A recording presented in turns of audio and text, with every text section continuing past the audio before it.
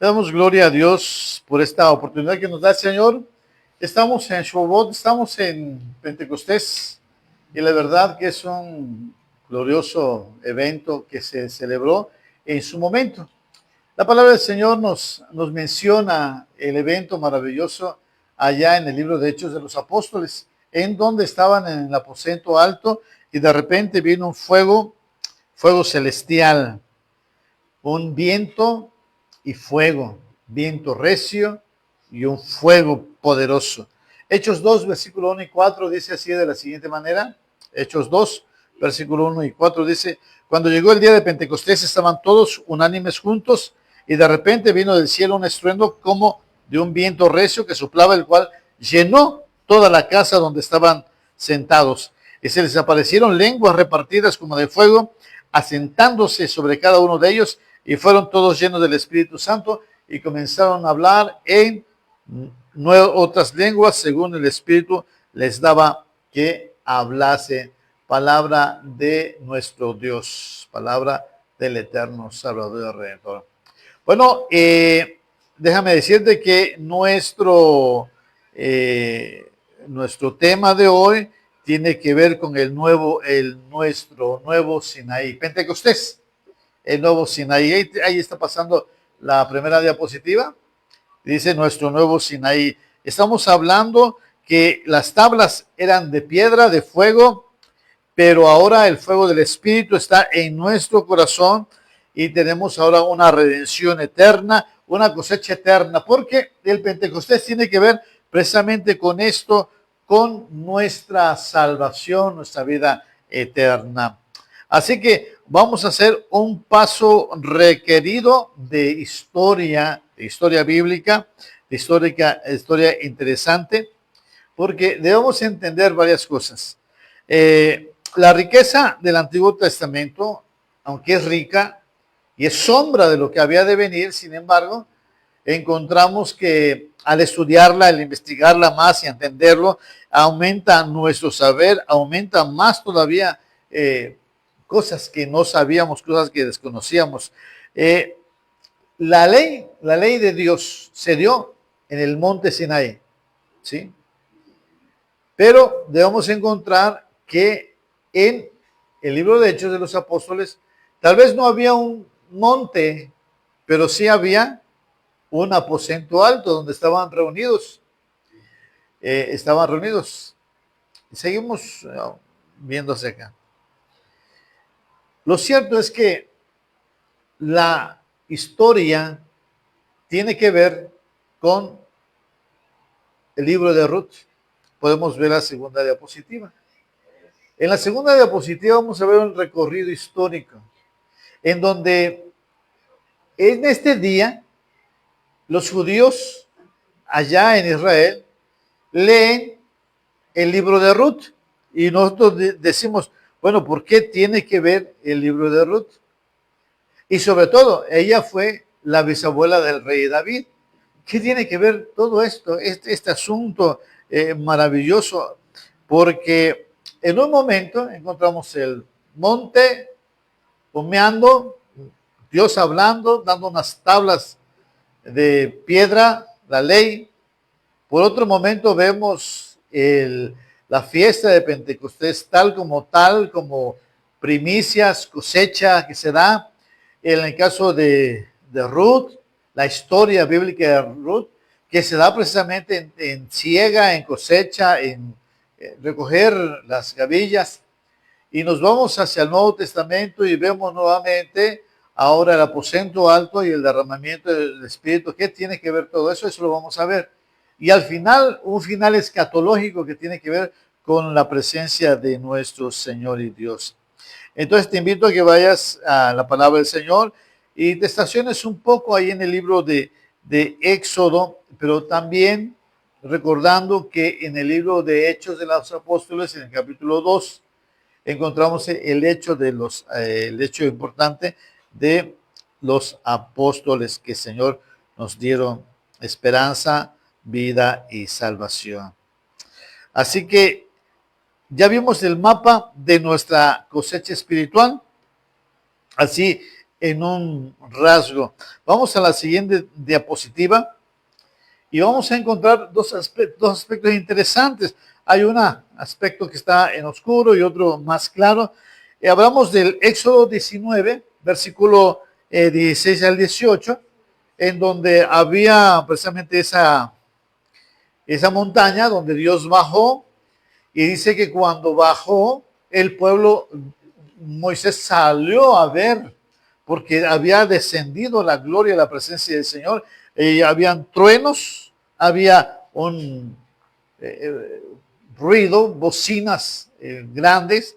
Y sin embargo, vamos al libro de Hechos de los Apóstoles, en el capítulo 2, versículo 1 al 4, y vemos cómo hay precisamente una cuestión espectacular. Estaba una casa alta en donde se miraban pues un estruendo que había bajado. Se escuchó un truendo que bajaba del cielo y quedó ahí en esa casa como resonando, como que si las bocinas del cielo estuvieran dentro de esa casa resonando, bum, bum, bum, bum, bum, bum, bum. Y la gente era algo espectacular porque escuchaba lo que estaba sucediendo, lo que estaba pasando. Eso me hace acordar de lo que pasaba en la calle Azusa, allá en California, en donde el avivamiento empezó y la gente veía literalmente que en esa casa salía fuego, un fuego literal, que muchas veces mandaron a llamar a los bomberos para que apagaran el fuego, pero era el fuego del poder del Espíritu Santo que se miraba visible. El monte, ¿sí? El fuego divino estaba ahí, la atmósfera estaba ahí en las dos. Sin embargo, la reacción humana en una y en la otra fueron diferentes. La reacción de unos en el monte Sinaí era de temor, miedo, de tal manera que si seguimos leyendo el libro de Éxodo, en el capítulo 19, vamos a ver cómo Moisés les dijo: no tengáis temor, no tengan miedo, porque para eso vino, para que le teman y no pequen. Pero la situación de ellos era de temor, de angustias. Mientras, cuando vemos el libro de Hechos de los Apóstoles, ellos se levantaron y con gran gozo y con alegría empezaron a hablar conforme la palabra de nuestro Dios. En nuestra segunda diapositiva, en siguiente diapositiva, vemos como el asunto relacional, encontramos que aquí hay un rompimiento de la maldición de la Torre de Babel. Porque déjame decirte que allá en el libro de Génesis, en los capítulos 11, 12, que nos habla de la Torre de Babel, el 11, cuando ellos dijeron: nos hagamos un nombre y hagamos una ciudad. Entonces Dios bajó y confundió las lenguas. Y según lo que nos dicen algunos eruditos judíos, y cuando ven la lista de los nombres, fueron 70 naciones en el cual fue dividido completamente el mundo. Y dicen también algunos expertos que cuando en el monte Sinaí habló Dios desde el cielo, dice las escrituras que Dios habló en 70 lenguas, pero solamente la lengua de los judíos aceptaron el mensaje de la salvación de Dios. Mientras cuando vemos precisamente el asunto de Israel, la iglesia, sobre todo la iglesia primitiva, cuando encontramos cómo Dios en su misericordia, en su bondad, recibió el Espíritu Santo. Y dice la escritura que los escucharon oír medos, partos, elamitas, romanos, dice, de todas las naciones que había en ese momento.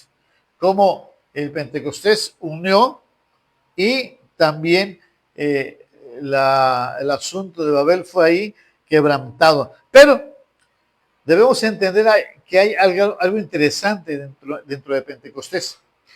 Le decía a mi esposa y me hace recordar cómo Israel salió de Egipto precisamente en Pascua.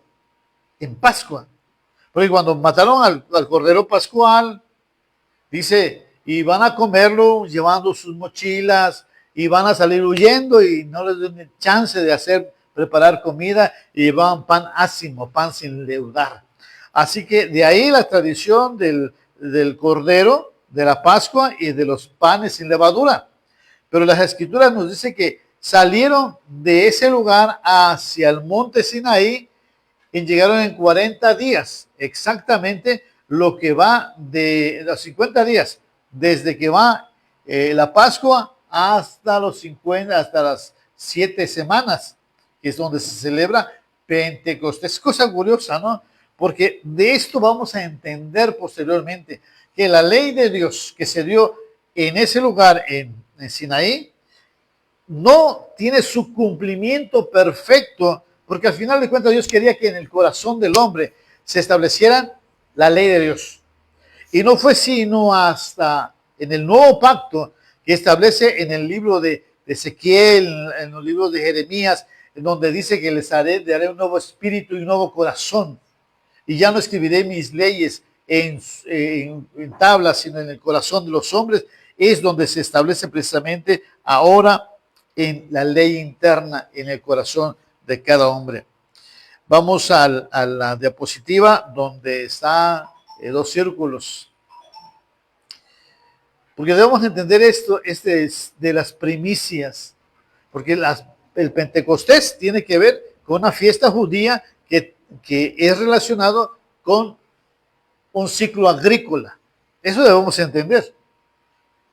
En Jerusalén, en esta época, se llena de mucha gente, de muchas festividades.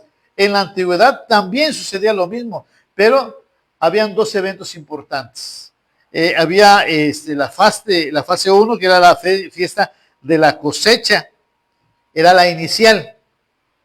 Dice la Escritura que en el día en la resurrección de nuestro Señor Jesucristo comenzaba la fiesta de la cebada, en donde el sumo sacerdote entraba delante de la presencia de Dios y levantaba la primicia y lo mecía delante de Dios, diciéndole: Señor, esta es la gran primicia. Cosa interesante, cuando Jesús se resucitó muy de mañana, era exactamente las horas probables donde el sacerdote se presentaba delante de Dios para ofrecerle la primera primicia, la primicia de cebada. Jesús es la primicia de cebada, la primicia de resurrección, lo que dice es la primera cosecha de la temporada de primavera. Jesús es el inicio, la resurrección de todos ellos. Esa es la primera etapa. Y la segunda etapa tiene que ver con la fase 2, que es la cosecha de trigo. Al final de la temporada de cosecha pasaban 50 días. Y entonces venía el evento histórico de la fiesta de las semanas, Pentecostés. 7 días de fiesta, en donde se presentaban las primicias del trigo, las primicias de los primeros frutos, y se entregaban y se llegaban ante el sacerdote, porque le entregaban a Dios lo primero y lo mejor. Y resulta ser que durante ese periodo también hay un paralelismo teológico, porque el Espíritu Santo se derrama sobre los primeros cristianos reunidos. La promesa del Espíritu Santo viene sobre ellos, y ellos son las primicias de los que reciben el fruto del Espíritu Santo. Estamos hablando de fruto, estamos hablando en un lenguaje agrícola. Realmente el Espíritu Santo hizo que estos huesos secos, que no tenían espíritu, ahora tuvieran espíritu, basándome también en el texto de Ezequiel, que nos habla de que había un ejército y que este ejército se levantó por medio del Espíritu Santo. No voy a hablar en detalles en el sentido que es el sentido escatológico del Israel de ahora, pero sí es cierto, cuando el Espíritu llega, da frutos. Y en este caso dice que las lenguas fueron repartidas entre todos los que estaban ahí en la casa. Y dice que en la casa eran como 120 personas, donde el Espíritu Santo llegó sobre ellos y hubo fruto. El apóstol Pablo nos habla de que el fruto del Espíritu es en gozo, paz, paciencia, bondad, benignidad, fe, templanza. Dice: contra estas cosas no hay ley. Entonces, vemos estos dos eventos. El evento de Sinaí pero también vemos el evento de Pentecostés. Aproximadamente 1500 años de diferencia uno de otro. Y sin embargo, hay una ruptura, por decir así, en el evento de Ruth. Ahora sí vamos a la diapositiva donde está la semilla rompiendo una barrera. Porque déjame decirte que Ruth era moabita y según el planteamiento de la ley de Dios en Deuteronomio en el capítulo 23, versículo 3, una moabita no tenía que estar y ser parte del pueblo de Dios hasta generaciones. Y sin embargo, Ruth la moabita, por eso se lee este texto en el tiempo del Shavuot, de Pentecostés en el pueblo de Israel. ¿Por qué?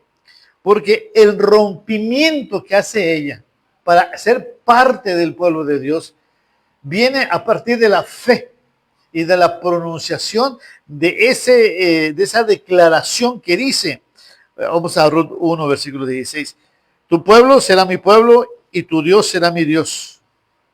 ¿Sí? Y yo iré, a donde tú vayas yo iré y me moriré en el mismo lugar. Una declaración de fe.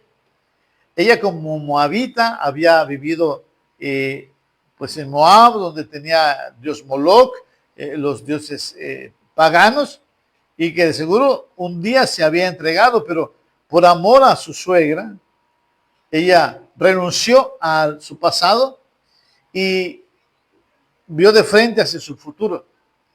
Y el futuro para ella estaba en el Dios de Noemí, estaba en el pueblo de Noemí. Entonces ella rompió por la fe esa barrera que los separaba y el resultado fue precisamente ¿cuál? Que de ahí vino el Mesías, el Salvador, el Redentor. Es algo interesante porque Ruth rompe y empieza una dispensación de gracia para ella como moabita. Y llega el sentido interesante porque en la tradición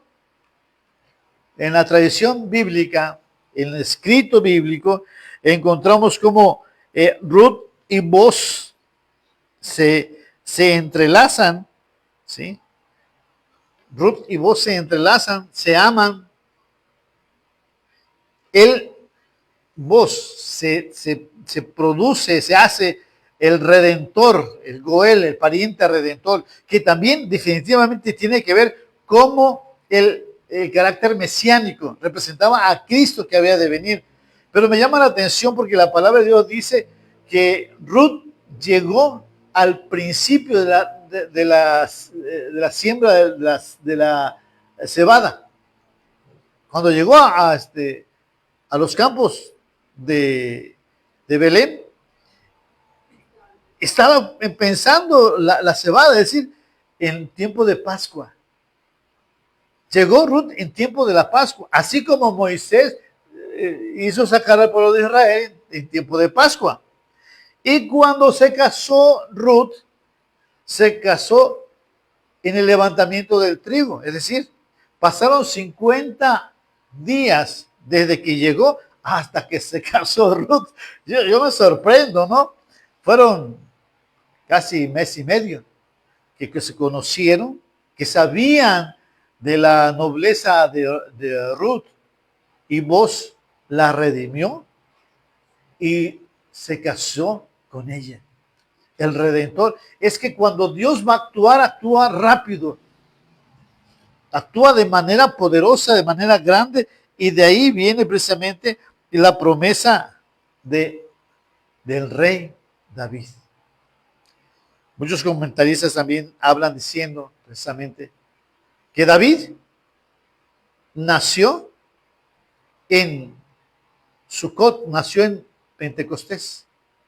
Pero también los rabinos afirman que murió en una fecha igual en Pentecostés. Por eso, cuando el apóstol Pablo se levanta y empieza a hablar en el discurso, menciona a un profeta y ese profeta es David. en el cual él dice, el apóstol Pablo, en ese discurso del capítulo 2, hablando sobre la resurrección, que tal vez no lo había experimentado David, pero sí su hijo, el que sería el hijo de David, el cual se consumó en Cristo Jesús. Eso lo podemos pues encontrar en ese evento del libro de Hechos de los Apóstoles. Nosotros somos la primicia de Dios.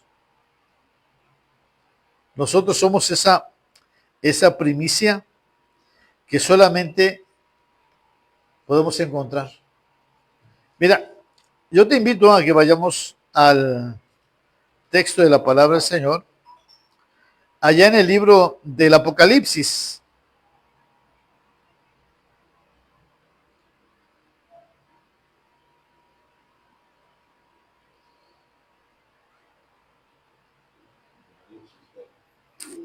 Apocalipsis 14.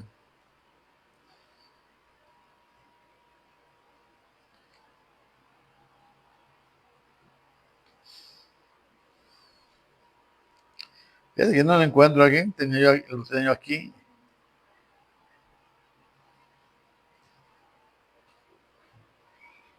¿Dónde estoy? ¿Dónde estoy? Voy a buscar. Más vale buscarlo y decirlo con precisión a decir que es que no se lo sabía. Es que tengo muchas cosas en mi cabezota. Pero vamos al libro de Apocalipsis.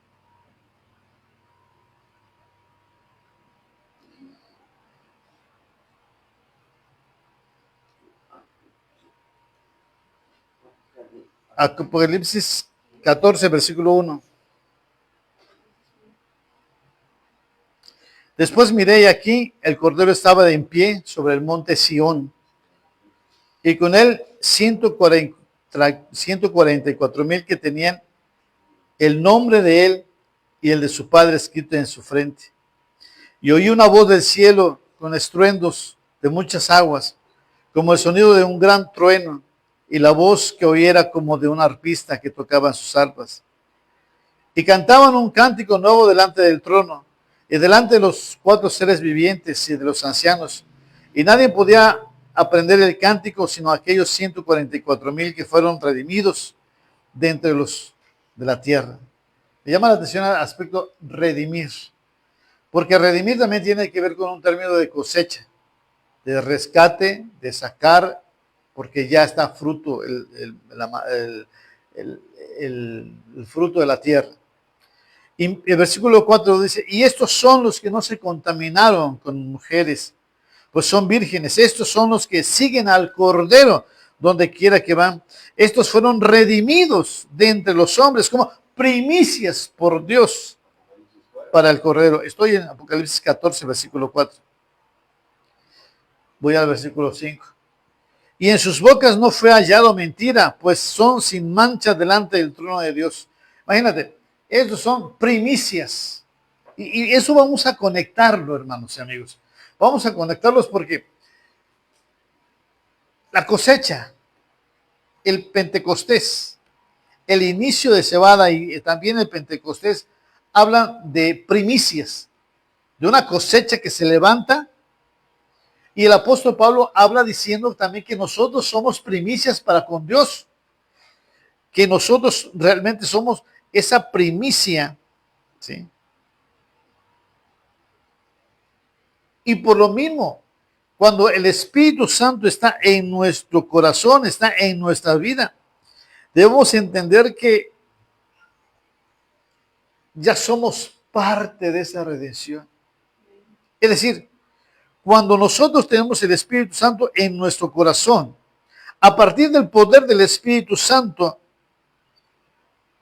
nosotros pertenecemos, como dice el apóstol Pablo también, el que está en Cristo, nueva criatura es, las cosas viejas pasaron, aquí todas son hechas nuevas. Romanos 8:23.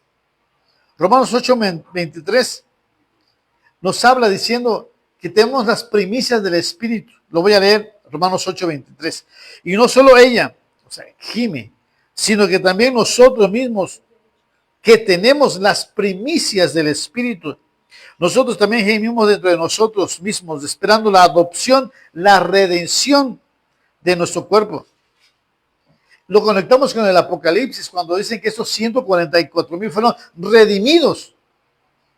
En el libro de Romanos nos habla que también nosotros, dice, esperamos la redención de nuestro cuerpo, porque tenemos las primicias del Espíritu, esos 144,000.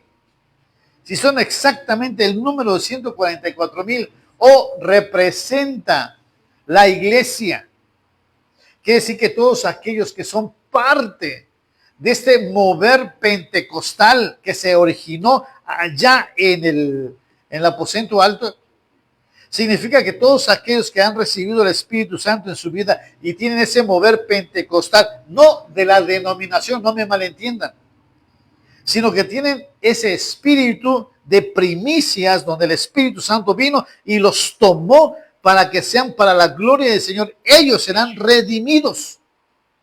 Entonces quiere decir que todos aquellos que participan de este ánimo pentecostal, donde están las primicias, donde se dan la entrega a Dios, estos son los que van a ser redimidos, no van a ser otros. Sí, esto está claro.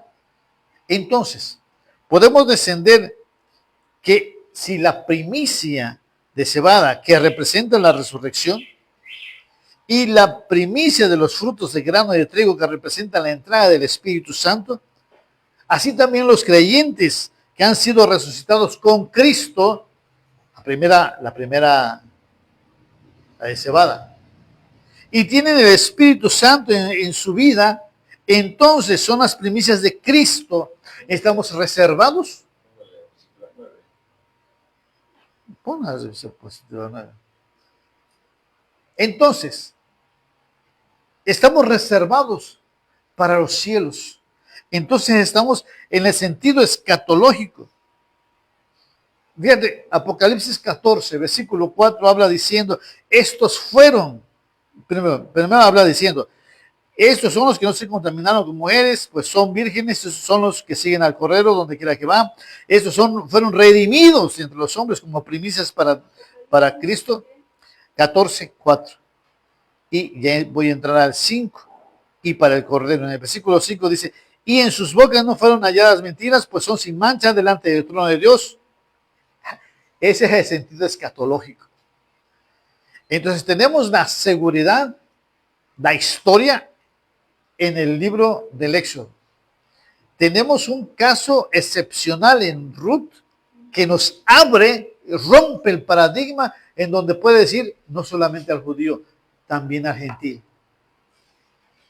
Y encontramos el hecho poderoso del Espíritu Santo en el libro de Pentecostés, en el cual los judíos que han recibido la palabra de Dios ahora recibieron su espíritu para que eso se esparza por todo el mundo y nos llegue a nosotros, para que nosotros seamos también semillas y simiente, primicias, para que cuando venga aquel día de la redención, el día de redención, dice el Señor Jesús en el libro de Mateo, en el capítulo 14, dice que estamos preparados, porque el día de nuestra redención está cerca.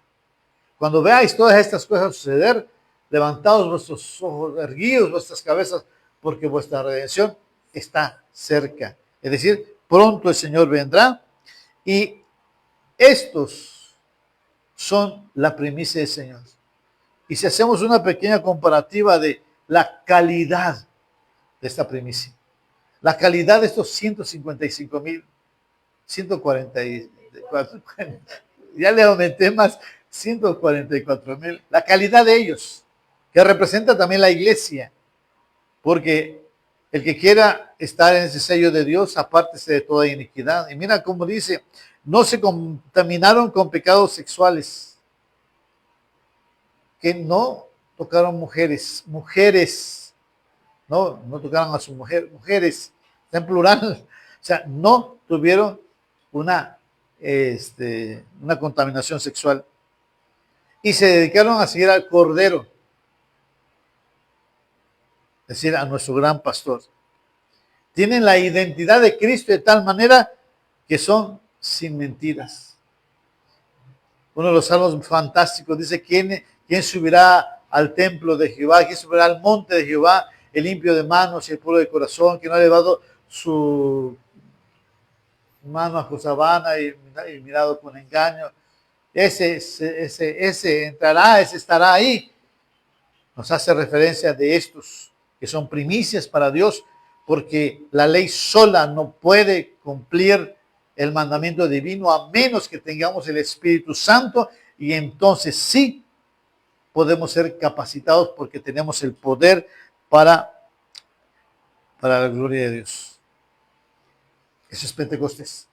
Ese es nuestro estado futuro, nuestro estado pasado de Sinaí, la disrupción que hace Ruth, el Apocalipsis,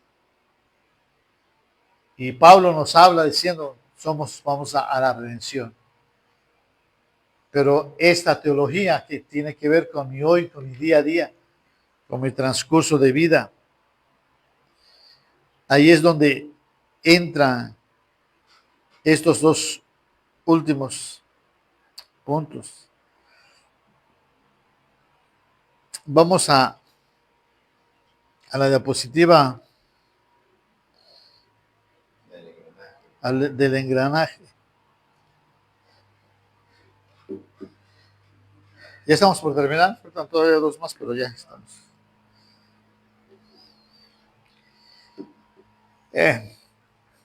Dice el libro de Timoteo 2,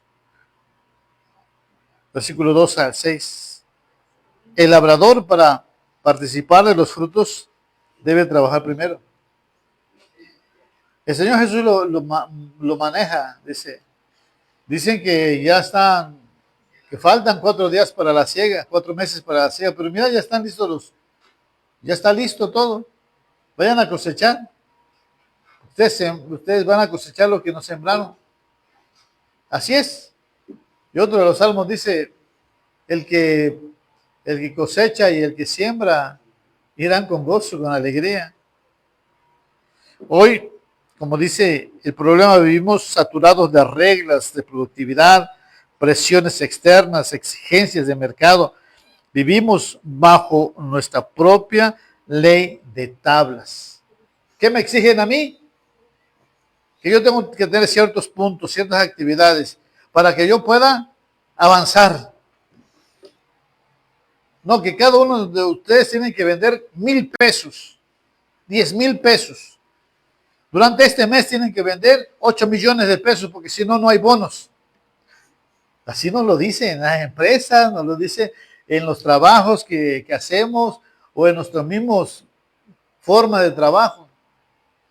Yo hago tanto de producción y esto de producción se tiene que vender al día. Y si no vendemos al día, entonces estamos bajo presión. Aunque hacemos trabajo y fruto. La solución es Pentecostés. Vivir una vida con un espíritu que refleje el Espíritu de Dios en nuestro trabajo. No tanto a la legalidad que tienes que cumplir porque si no, te fracturamos aquí. Al contrario, el Espíritu de Dios nos dice que debe haber un fuego interno, no solamente leyes, sino un fuego interior en tu espíritu, para que tú en tu trabajo, en el desempeño de tu labor, como recolector de las bendiciones de Dios, llegues ante Dios con tus primicias más hermosas y más agradables. Porque, como dice la Escritura, que debemos dar a Dios con alegría, con gozo, no por necesidad, ni por presión. Es que tú tienes que diezmar tanto porque así debe ser y estás bajo la ley. Pero si tú estás bajo el espíritu de generosidad, a veces se rompe esa ley y se supera porque estás en el poder del Espíritu de Dios obrando poderosamente. Y eso viene a nuestra práctica, ¿sí? Operar desde la primicia del Espíritu y no operar desde el punto de vista de la ley, de nuestras obligaciones, que nos mata, que nos cansa. Y volvemos a repetir ese acto interesante de Dios es el que tiene el descanso, Cristo es el descanso. Por eso la gente estaba en aquel tiempo como ovejas, como que no tenía pastor. Y dijo, venid a mí todos los que estáis cargados y cansados y yo os haré descansar. Por eso tenemos que acercarnos a Él ante nuestro yugo, ante el yugo de Cristo. Sigamos en la siguiente diapositiva, donde está el enramaje. El libro de Ruth y Hechos 2 nos demuestran la destrucción intencional del prejuicios raciales, culturales o socioeconómicas por parte de Dios. Tú te puedes acercar a Cristo. No hay necesidad que seas intelectualmente apto, que hayas cursado una universidad, doctorado, o no hayas cursado ni la primaria. Pero tú te puedes acercar a Dios porque la barrera se rompió. ¿Sí? Es que yo soy moreno, yo soy blanco, yo soy amarillo, yo soy azul, ¿no? Pero Dios murió por ti. Hechos 2, Ruth me demuestra que una moabita pudo entrar y de ahí la descendencia del Señor. Hoy nuestra iglesia debe aprender a acoger, a aceptar al que habla diferente, al que habla inglés en nuestro país. O incluso en nuestro estado. En nuestro estado tenemos tantas lenguas. Tzotzil, Tzeltal, Chol, Tojolabal, Mam, Soque. Tenemos muchos. Y a veces no nos aceptamos ni los que estamos aquí adentro. Y a veces el Tzotzil se ríe en Tzotzil porque el Cashlán, el español, no lo entiende. O el otro que da otro en idioma y sin embargo el Pentecostés nos hace que se rompan todas esas estructuras para que todos juntos en un solo idioma, en un solo espíritu, podamos alabar, exaltar y glorificar el nombre de Dios.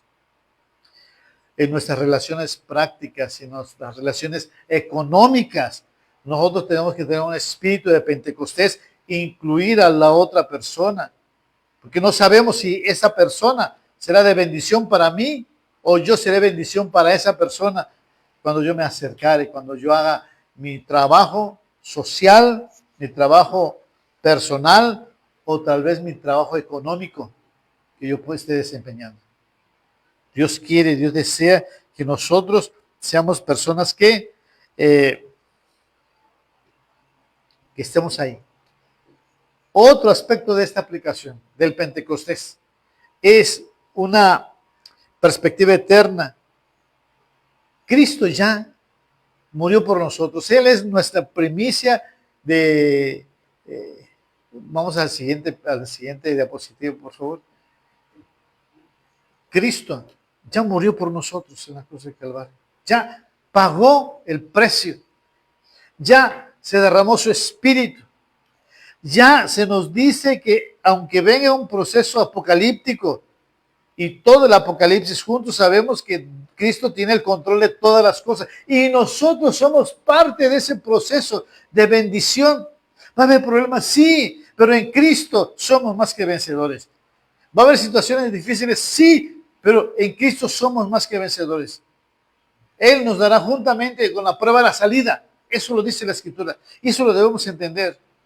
Entonces no debemos cargar con las expectativas de un futuro que el mundo dice, es peligro, es peligro. Nosotros vamos hacia el futuro con la expectativa de que Cristo tomó a Satanás y lo destruyó y a nosotros nos abrió camino, así como ellos caminaron por el desierto y fueron bendecidos, así también nosotros, aunque hayan problemas, Dios abrirá puertas, abrirá lugares donde pisemos con claridad y tendremos esas bendiciones en nuestra vida.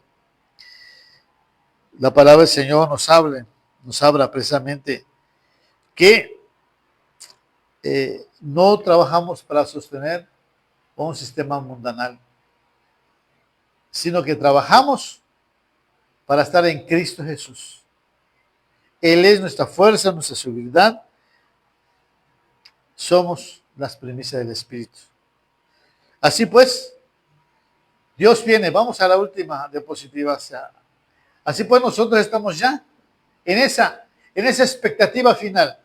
Hemos llegado al final de los tiempos. Estamos tocando el final del final, pero todavía nos falta el final. Como diría alguna ocasión Astor en uno de sus programas que hacía. Ya es el final, pero aún todavía no. Todavía falta. Las Escrituras nos dicen que aunque ya hay señales, rumores, y ya vemos la apostasía cercana, y ya vemos la situación de la inteligencia artificial que está queriendo suplantar el planteamiento de Dios, de su espíritu, y ya vemos cómo se están destapando ciertas cuestiones de ovnis y que el engaño se está preparando. Sí, viene, pero tú confía. Dice, y este evangelio será predicado a todo el mundo y entonces vendrá el fin. Así es que nosotros todavía, si estamos en la tierra predicando el evangelio, no te preocupes porque somos la cosecha final. Somos esas primicias que Dios va a recoger sobre la tierra para estar en su reino eterno. Y yo te invito a que confíes en el Señor. Yo te invito a que confíes plenamente, Señor. Que tú le digas al Señor, Señor, yo quiero ser una primicia. Quiero recibir de tu espíritu. Yo creo que tú puedes hacerlo otra vez. Las Escrituras nos marcan que el evento de Pentecostés se volvió a repetir otra vez. En el libro de Hechos de los Apóstoles, el apóstol Pablo dice que cuando fue a Éfeso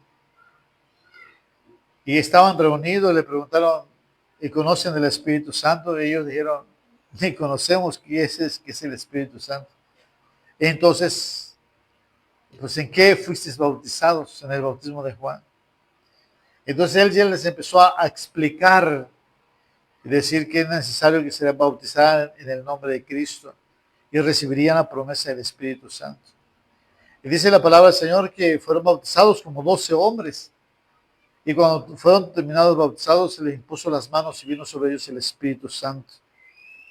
Y hablaron nuevas lenguas. Y gozoso y profetizaban. Entonces el proceso de Pentecostés, que fue iniciada en el aposento alto, se volvió a repetir nuevamente con el apóstol Pablo.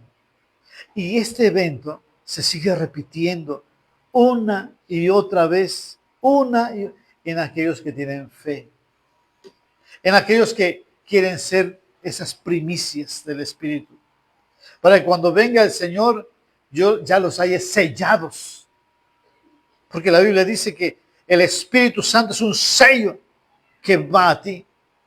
Yo te invito a que tú seas parte de estos que un día estarán delante de la presencia del Señor y no se moverán, sino que irán donde el Cordero está. Dice la Escritura, que en la casa de mi Padre muchas moradas hay. Voy pues a preparar morada para vosotros y vendré y os tomaré a mí mismo. O sea, me los voy a llevar para que donde yo esté, ahí también vosotros estéis. Ahí está.